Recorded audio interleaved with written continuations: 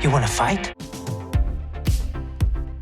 Hey, welcome back to ScreenCrush. I'm Ryan Airy, and this is all of the Easter eggs, references, and little things you might have missed in the first trailer for Season 2 of Andor. Guys, I am so beyond hyped for this show. I feel like for the past couple years, we've had some real hit and misses with different Star Wars stories, but Andor is, for my money, the best Star Wars that has been made since the original trilogy. This trailer gave us a few tiny plot reveals and connections to Star Wars Rebels and the original trilogy and Rogue One that we can't wait to break down for you guys. But first, I want to give you a little bit of background on this show and explain exactly when this takes place in the Star Wars timeline. Yeah, I don't really understand that at all. Is this going to have Luke Skywalker in it? No, so I'll explain in a second, but this show actually takes place before Luke Skywalker joins the rebellion. So Season 1 of Andor took place about 15 years after the end of the Clone Wars, so roughly during the events of the first season of Rebels. But Season 2 takes place over the course of 4 years, separated into 4 3-episode blocks. Now the last block is going to lead directly into the first scenes of the movie Rogue One. Now, they were originally going to do 5 seasons, each year being a single year that led up to Rogue One, but then, of course, everything got kind of condensed into just this one season. Now, the first arc is set in 4 BBY, approximately 1 year after the end of Season 1. Now, I don't know how much you remember about Andor Season 1, but the entire first season was essentially showing Cassian Andor's journey from an outsider to actually joining the Rebel Alliance. And we'll talk about some of the characters from that season as we go along. Now, during the events of Season 1, Ezra Bridger and the crew of the Ghost are actually on the planet Lothal challenging the Empire. I mention this because this could feed into some cameos that we might see this season, either from Ezra or Kanan Jarrus the Jedi, or maybe even Ahsoka Tano. Wait, Ahsoka Tano's in this show? Well, it's not confirmed, but Ahsoka is a key member of the Rebel Alliance at this point. She helps to organize different Rebel cells under the codename Fulcrum. And she does this with the help of Senator Bail Organa, Leia's dad, who's played by Jimmy Smits, who also very much could show up in this show like he showed up in Obi-Wan. Now, the third arc of this show takes place in 3 BBY, which is around the time Leia turns 16 and begins to help her parents with the rebellion. On the show Rebels, we saw her meet Ezra and the crew of the Ghost on planet Lothal. I'm only mentioning this, Doug, because you asked about Luke Skywalker, and there are a ton of characters from the original trilogy and the Clone Wars who could definitely pop up in this series. Ooh, I hope I get to see Captain Rex. Yeah, man, and I'll tell you another huge character who might appear in this season, and that's Grand Admiral Thrawn, but we'll talk about that as we go along. So the trailer opens showing Andor walking through this plaza. Now, I love the architecture of this plaza because it's exactly what Star Wars should be. It's familiar and new. Like, the architecture looks almost like it's classic Greek, except instead of Ionic columns with flourishes at the top, we see this more smooth Art Deco design. Again, we see this and we think that looks familiar. Is that real in our world? But it makes the Star Wars galaxy really come to life for us. Now, check out these 2 dogs right here that are just, I think, regular dogs, but they put masks on them. Believe it or not, there's a long history of doing this to animals in sci-fi. For instance, there was this poor dog in Star Trek, the original series. They put masks on horses in Rise of Skywalker, and even the banthas in A New Hope were elephants covered in fur. Now, the song playing is what got me so hyped. This is The Revolution Starts Now by Steve Earle. Originally, he wrote in response to the Bush administration in the Second Iraq War. And notice how the song starts with "Again." And this, of course, is a nod to how we're going into the Star Wars galaxy again, but this is also showing us how revolutions are cyclical. It seems like in the Star Wars galaxy, every time one empire is toppled, another one rises up in its place. Now, we think this starts with Andor carrying a bomb, because in the second shot, we see what happens after the bomb is set off. We see stormtrooper bodies everywhere, reinforcements have come in, and they're firing at different people in the crowd. Civilians, who are probably rebels in disguise, are firing back. Now, check this out. In that first shot where he's walking down the hall, we see these guys carrying flags, and we see those same guys lying dead on the steps here. We think this could be an Empire Day celebration. Oh, what's an Empire Day? Well, Empire Day is something we saw in Season 1 of Rebels. It's essentially the anniversary of Palpatine declaring the First Galactic Empire. In Rebels, we saw the Ghost crew disrupt the Empire Day celebration, and so it would make sense if the Rebels were doing this on many different planets. So you guys know that this is going to be a huge year for us nerds. We have an embarrassment of riches with Star Wars and DC and Marvel movies and shows, and for me, it's kind of a double-edged sword. Like, I love my job, but when we get really busy like this, my anxiety kicks into high gear, and to cope with my high anxiety, I developed these facial tics where I'll clench my jaw or bite the inside of my mouth. And these kind of oral fixation habits are really self-destructive. And I'm sure that you guys have your own bad habits that you use to cope with stress. So my major New Year's resolution this year was to get control of my anxiety and to end those bad oral fixation habits. So I'm glad that I have Fume. They're the sponsor of this video. Fume is an award-winning flavored air device that draws flavor into your mouth and not into your lungs. It's a great way to satisfy your oral fixation with non-toxic flavors, and it's safe to use anywhere. So I want to show you guys, there is no vapor in here. This does not need batteries and you don't need to charge it. It just has these plant-based cores that come in delicious flavors like crisp mint, orange vanilla, raspberry lemon, and many more. So with this flavored air, you can satisfy your oral fixation through a passive diffusion system that uses no electronics, vapor, or combustion. Also, I like the way it looks and I love how it's weighted, and it's also a great fidget tool that makes an incredibly satisfying sound.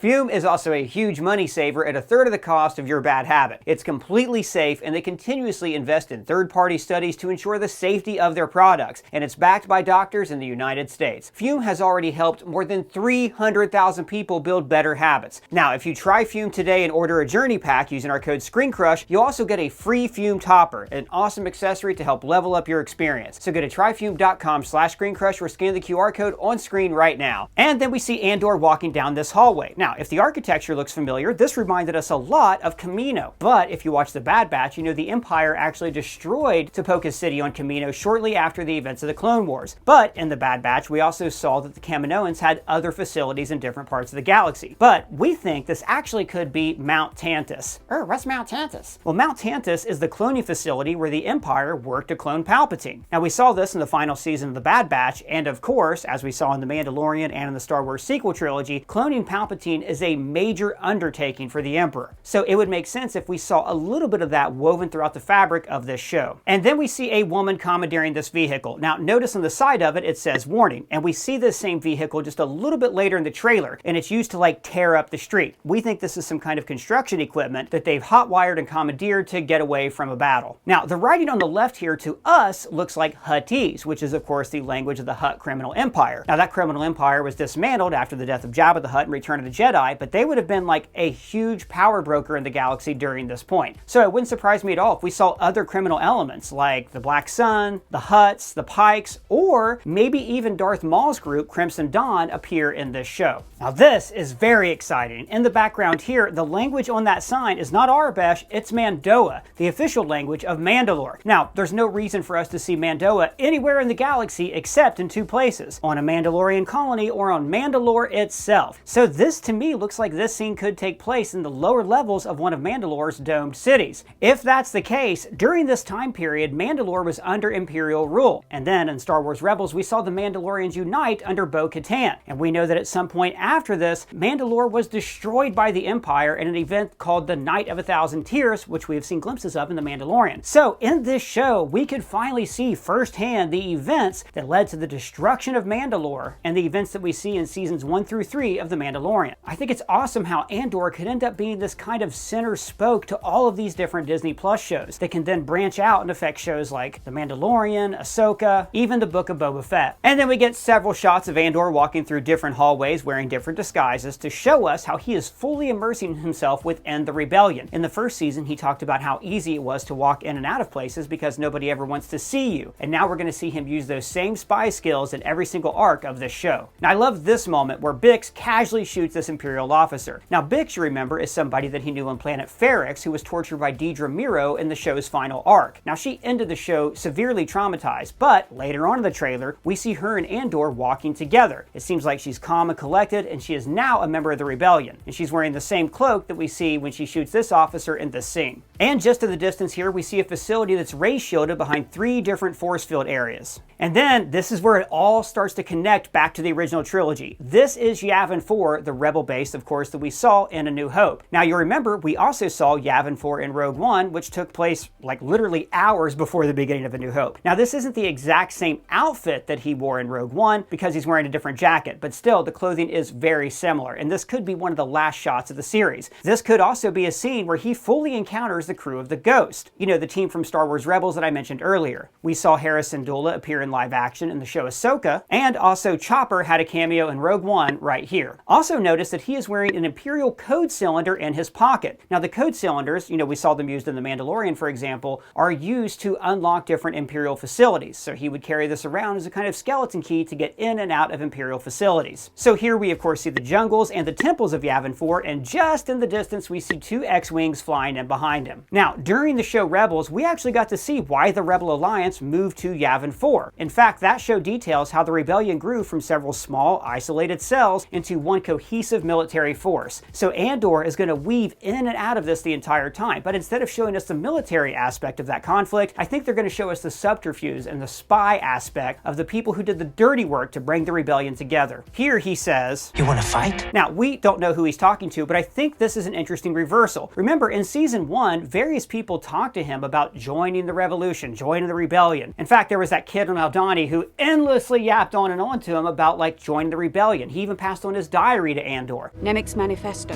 He said to give this to you. I don't want it. He insisted. But now we are seeing Andor become that mentor figure, trying to inspire others to join this fight. Now, personally, I think it looks like he's talking to Melshi, who we saw in Rogue One, but also this was a guy he escaped the prison with in season 1. We see Melshi appear a little bit later in the trailer. Now, in the scene, it looks like he's wearing a red flight suit with an Imperial logo on the arm. This could be how he breaks into a hangar bay to steal a ship that we're going to talk about a little bit later in the video. And then we see the evil Imperial stormtroopers doing what they do best, attacking innocent farmers in a field of space wheat. Now I love this brief shot chasing after the kid where the camera stays close to the top of the wheat to give the illusion of speed. Now notice in the background we see these domes that are probably grain silos. But what planet is that? Well, there's a lot of planets in Star Wars that have wheat, but I keep mentioning Lothal from Star Wars Rebels. Lothal is basically a planet that's all wheat. Now this scene where stormtroopers are shooting down a kid reminded us of the opening of Rogue One. This is showing us how in the galaxy history tends to repeat itself, or as George Lucas said, it's like poetry, so if they rhyme. Then we see Andor flying what looks like a different kind of modified TIE fighter that we get a better look at a little bit later in the trailer. And from above, he is shooting at this troop transport ship. Now, if that transport ship looks familiar, it may be because you had one of these as a toy back in the 70s. But then they repurposed this design for the finale of Mandalorian Season 1. So we spent a lot of time trying to figure out what the heck this ship is. At first, because of the undercarriage of it, we thought it might be a TIE Defender. Now, the TIE Defenders are a special kind of TIE fighter that was designed by Grand Admiral Thrawn, and they were being built on planet Lothal. What made the TIE Defender so lethal is that it actually had shielding like the X-Wings. But later in the video, we get a better look at this ship, and it actually looks more like an early prototype TIE Interceptor. That still means that this planet could be Lothal, just that they weren't building it at that particular place. Now, an interesting aspect of showing these prototype TIE fighters is that director Krennic had to fight Grand Admiral Thrawn for funding. Krennic was working on building the Death Star, like we see later in this trailer, while Thrawn thought the key to Imperial victory would be simply better starfighters. In a way, though, they were right, because remember, Krennic's Death Star was taken down by small manned fighters. And then we see Forrest Whitaker as Saw Gerrera. Now notice, he has his breathing mask that he had in Rogue One. So by the time we meet this character in Rogue One, he has been beaten down by the war. Saw Gerrera and his factions were always like the most extreme people in the rebellion. They refused to even join the Greater Rebellion. Told you I don't want to join your super secret boy band. In fact, in Star Wars Rebels, we see Saw Gerrera directly taunt Mon Mothma for being too diplomatic. If you continue to allow this war to be fought on the Empire's terms,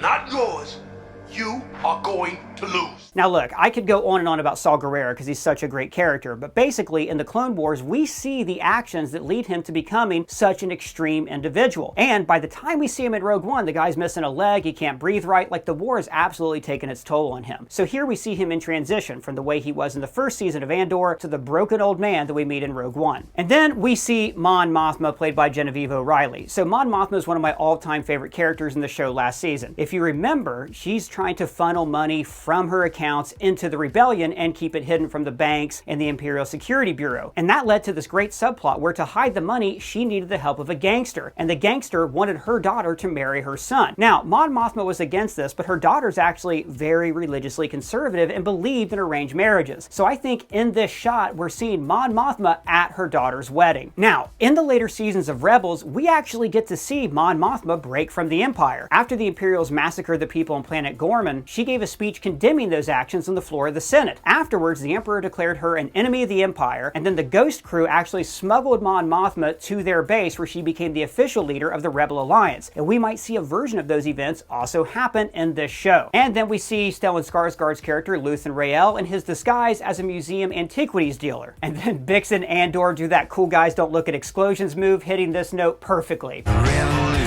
starts now. And then we see the return of Ben Mendelsohn as Orson Krennic. Now, he was not in season 1, but Ben Mendelsohn did voice this character in the show The Bad Batch. So we think this is him on Scarif, you know, the planet from the ending of Rogue One. And then we cut to him on the deck of a ship looking out at the Death Star. But notice the Death Star does not have its super laser yet. In the post-credit scene of season 1, we saw the devices that Andor was building in prison were actually holding together the solar panels from the Death Star super laser. And we saw this super laser get installed early in the first act of Rogue One. And then we see a rebel soldier lying dead on the ground while ships take off in the background. Now, I don't think this is Yavin 4. I think this is Dantooine. Dantooine was the base the rebels had before Yavin 4 that, you know, Leia gave up in A New Hope. Where is the rebel base? Dantooine. The rebels fully abandoned Dantooine because during the Battle of Scarif, Imperial tracking devices found their way onto shipments that went to that base. Now, the rebels destroyed it, but they still left Dantooine just in case and then fully moved all their operations to Yavin 4. In the middle, we see some kind of transport ship that we see later in the trailer as they escape the atmosphere. And look, I'll be honest, I'm a huge Star Wars fan. I can never tell if these are X-Wings or Z-95 headhunters. So if you know Star Wars ships, please let us know down in the comments below or on our free-to-join Discord server, which, by the way, is a lot of fun. It's like the internet before the internet got awful. Now, we do keep getting shots from the same battle that we saw in the opening of the trailer, you know, the planet with all these really beautiful columns. So we'll see various flashes throughout the trailer from that fight. Here we go back to the same field of wheat and we see Andor's friend from Ferrix. Remember, this is Brasso, and we think this might have been his kid that they were shooting at in the wheat field. We think that Andor returned to this planet specifically to save Brasso and to get him safe. Then we see some Imperial commando units. Notice they're walking down the same hallway we see Andor walking down earlier. This guy on the left looks like he's wearing goggles similar to the ones that Luke wore on Hoth. But check out this guy in the hat. It looks like he's holding some kind of PKE meter from Ghostbusters. This could be a fun Easter egg, or maybe they're tracking some kind of energy signature that Andor left behind when he walked through this hallway. And then we see one of my favorite characters on the show, Dedra Meero, just having a bad day. And then we see Orson Krennic talking to Mon Mothma and Davos Skolden. Davos Skolden is the gangster that I mentioned earlier. So we think that this is at the wedding between Mon Mothma's daughter and his son. This appears to be a major occasion. This is basically also Davo getting welcomed into the upper classes of Coruscant and getting to legitimize his family name. And then we get shots of Andor stealing this ship, the one I said looks like a TIE Interceptor. Now, this was a little bit confusing for us because, like I said, I don't recognize this ship from like any iteration of Star Wars or games. So we think it could actually be a prototype of Thrawn's TIE Defender. This is a major sequence where he steals a ship, it takes off within the hangar as he blasts people, very similar to Poe and Finn stealing the TIE Fighter in Force Awakens. In this shot, in the background, you can see that the planet they're escaping from, though, is not Lothal. It's very gray, very mountainous, not normally what we associate with Lothal geography. So it may not be the same TIE Defactor that Thrawn runs in the show Rebels, or hey, planets are really big, maybe there's just a different region that looks more like this instead of like those serene wheat fields we normally associate with Lothal. At minimum, we know it's an Imperial ship because the lasers are green. And then we go back to the wedding of Mon Mothma's daughter where she's dancing like nobody's watching, but it also looks like she's crying. Like I said earlier, she was always against this wedding. She was forced to do it in order to hide her involvement in the rebellion. And now she feels like she's basically sold off her family to a crime lord. This is the shot of ships escaping the atmosphere of Dantooine that I mentioned earlier, but I did not mention this R4 unit in the foreground, probably navigating for one of those Z-95 headhunters or X-Wings. More shots from the wedding as Mon Mothma and her husband walk up to Davo, and here on the left we see what I think is a reporter droid. In the High Republic books, Real Dayro had a T9 cam droid very similar to this one. And then we get a flash of KTSO or a similar model. Now you remember this was the droid the Rebels reprogrammed in Rogue One, who was voiced by Alan Tudyk.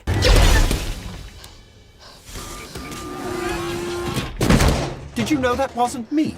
And then we get this low-angle shot of stormtroopers running, which is similar to this shot from A New Hope, but where the stormtroopers were filmed from the front. Now they're running into the hangar where Andor was shooting his ship, so this is all part of that same fight sequence I talked about earlier. And notice the panel of lights on the ceiling are the same as these panels on the Death Star. And then we go back to that same field of wheat and Andor hugging Bix. So maybe Bix and Brasso were hiding out here together and he showed up to save them from the Imperials. We have a shot of Imperials in riot gear stopping a protest similar to the riot that ended in season 1. And then we see, Cyril. I love Cyril. And it looks like he's come up in the world. Maybe he's even getting that dream job working for the ISB that he wanted in season 1. I fully intend to clear my name and have my record expunged. Now, Cyril runs through these security measures that look like metal detectors. And notice in the background, we see those same columns from that riot that I mentioned at the very top of this video. This is another shot from that hangar sequence I mentioned earlier where they're shooting at this prototype TIE Interceptor or prototype TIE Defender. And then this is interesting. We see Cassian in that same like beautiful column place, but all hell is breaking loose. He runs through this parlor. Notice this spider tile work up at the top. Now, the spider could just be an emblem for this planet, but it could also be symbolic of how the rebels are threading a web to ensnare the Imperials. Then we get this shot of Bix doing some classic stage combat where she keeps her hand on the hand's assailant to control the movement so he's not really pulling her hair. And then another one of my favorite characters from season 1, this is Cyril's mom, played by the great Catherine Hunter, who, like Cyril, looks like she's been coming up in the world. She has more expensive clothing, a ring on her finger, so maybe she's engaged, and overall it just seems like she's able to take more care with her appearance. And then the last lines of the trailer belong to Saw Gerrera. You're here, you're right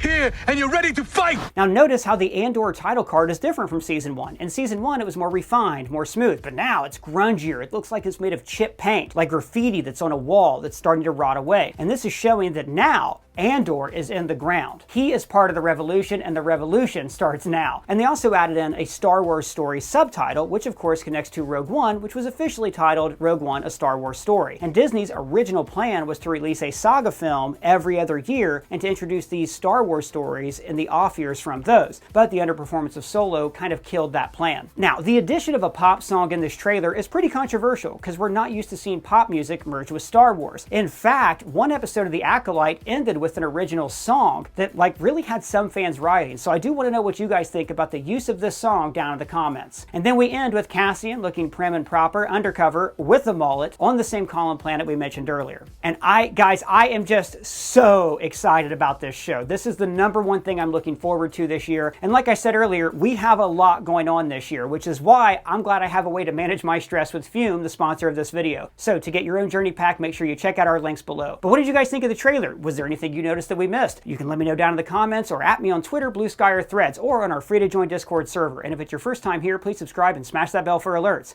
For ScreenCrush, I'm Ryan Airy.